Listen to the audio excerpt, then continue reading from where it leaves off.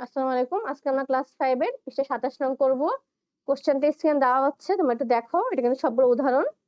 তো ৪ নং কোশ্চেনটা কি বলেছে? একটি কুয়া করতে ৮ জন ব্যক্তি ২ দিন সময় লাগে। তাহলে ২ জন ব্যক্তি ওই কুয়া করতে কতদিন সময় লাগে? আমরা ঐকিক নিয়মে অনেকগুলো নিয়ম দেখে এসেছি। এটাও ঐকিক নিয়মে কিন্তু একটু ভিন্ন। ভিন্ন কেন আমরা করতে গেলেই বুঝবো। কি বলা আছে অঙ্কটাতে? ৮ জন ব্যক্তির সময় লাগে কয়দিন বলা হয়েছে? ২ দিন।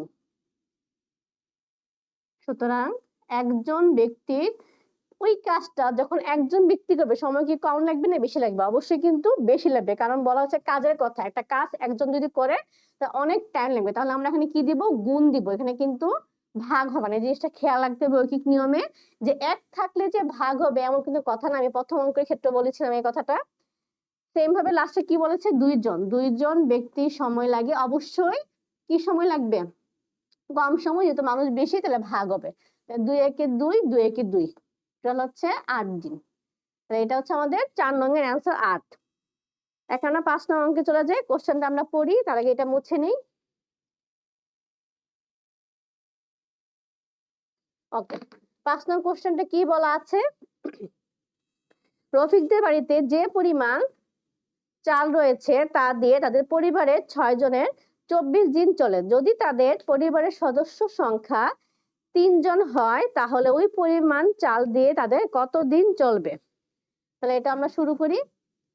তা ফার্স্টে কি লিখবো? ৬ জনের চলে ২৪ দিন।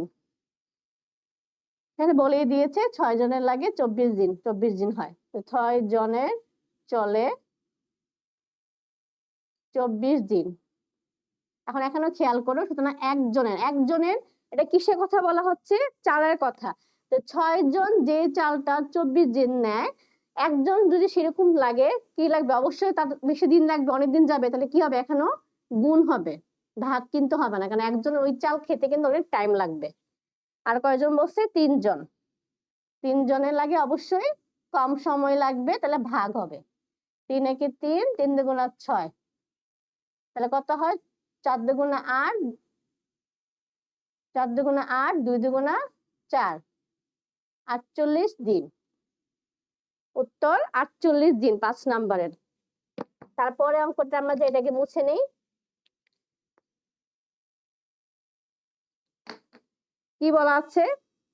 ২ নং লেখা যে নাম্বারটা, রিয়া দোকান থেকে ২৪টি পেন্সিল ২৮৮ টাকায় ক্রয় করলো। ৩৬টি পেন্সিল কিনলে তার কত টাকা লাগতো? Okay fine. তাই লিখি ২৪টি পেন্সিলের ক্রয় মূল্য। এখানে যে নাম্বার আমি কিন্তু সেই নাম্বার দিচ্ছি। ২৪টি পেন্সিলের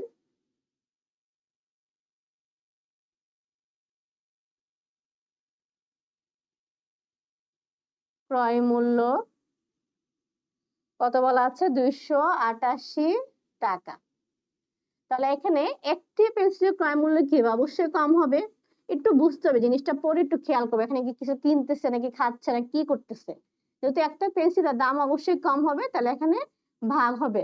২৮৮ উপরে নিচে ২৪ এত টাকা। আর কয়টা পেন্সিলের কথা বলা আছে? ৩৬টি। অবশ্যই এটা যেহেতু ৩৬টা পেন্সিলের ক্রয় মূল্য তাহলে অনেক বেশি হবে। বেশি হলে আমরা উপরে লিখবো।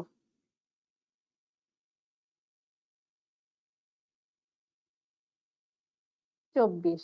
এখন এটা কত দিয়ে কাটা করা যাচ্ছে সেটা এখন আমরা খেয়াল করি। যদি ১২ দিয়ে কাটি, ১২ দুগুণা ২৪, ৩ ১২ ৩৬। ২ দিয়ে কিন্তু ২৮ ভাগ যাবে যেহেতু হচ্ছে জোড় সংখ্যা আমরা জানি। ২ একে ২, ৮ নামলো, ৪ দুগুণা ৮, আবার ৪ দুগুণা ৮। ২ দিয়ে কাটলে পাবো হচ্ছে আমরা ১৪৪ টাকা। তাহলে উত্তর কত?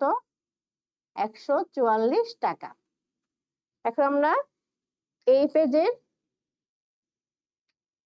আচ্ছা উপরে তো ৩ ছিল এটা খেয়াল করিনি। তাহলে ১৪৪ এর সাথে ৩ কিন্তু গুণ হবে।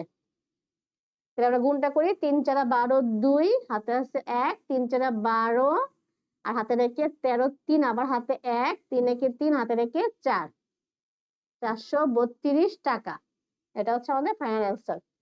আচ্ছা, এখন এই পেজে আমরা লাস্ট অঙ্কে চলে যাই।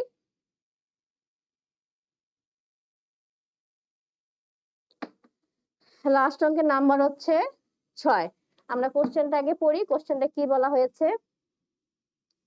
2000 টাকা বিনিয়োগে মুনাফা হয় 200 টাকা। 500 টাকা মুনাফার জন্য কত টাকা বিনিয়োগ করতে? বিনিয়োগ মানে কি সেটাকে বুঝি আমরা। আমি কোনো একটা ব্যাংকে বা কোনো একটা কিছুতে বা সাপোজ আমি যদি বিজনেস করতে যাই, আমি যদি 2000 টাকাতে কোনো জিনিস কিনি, তার মধ্যে মুনাফা কথাটা কি বলেছে? আমার লাভ। মুনাফা মানে লাভ বোঝাচ্ছে যে আমার 2000 টাকার জিনিস কিনে আমার লাভ হয়েছে 200 টাকা, মানে আর 2200 টাকা আমি বিক্রি করতে পারছি জিনিসটা। আর সেম ভাবে বলছে 500 টাকা মুনাফার জন্য কত টাকা বিনিয়োগ করতে, মানে 500 টাকা তাকে মুনাফা যদি পেতে হয় বা লাভ পেতে হয়, তাহলে তাকে কত টাকা দিতে হবে সেটা জিজ্ঞেস করছে। আমরা কথাটা কিভাবে লিখবো? 200 টাকা মুনাফা হয় 2000 টাকা বিনিয়োগে। কথাটা একটু বড়, যেহেতু বিনিয়োগ কোশ্চেনটা বলছে 200 টাকা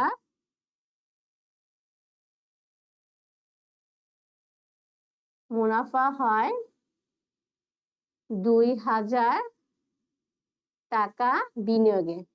মেইনলি আমরা যদি ব্যাংকে যদি কিছু টাকা জমাই মান্থলি 1000 2000 5 বছরের জন্য 10 বছরের জন্য, তখন ওই 5 বছর বা 10 বছর পর কি হয়, আমাদের ব্যাংক ওই মেইন টাকার সাথে কিছু টাকা এক্সট্রা দেয়, যেটাকে আমরা ব্যাংকের ভাষায় বলি লাভ বা মুনাফা। সেম এই টাকা এখনো কথা সেম বলছে।